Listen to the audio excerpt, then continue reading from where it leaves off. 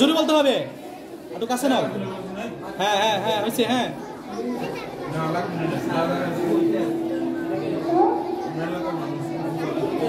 বলো।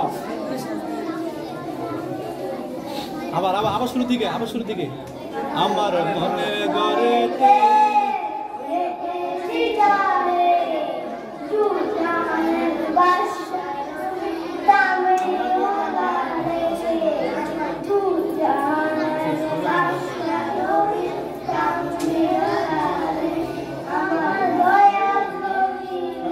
থাক উঠে গেছে রে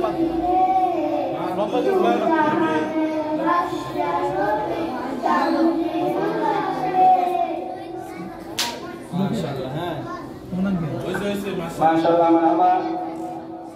এই মুহূর্তে আমাদের সামনে একটি হাদিস পরিবেশন করবেন মুসা মুহাম্মদ তানহা ভূঁইয়া কোলাবাড়ি।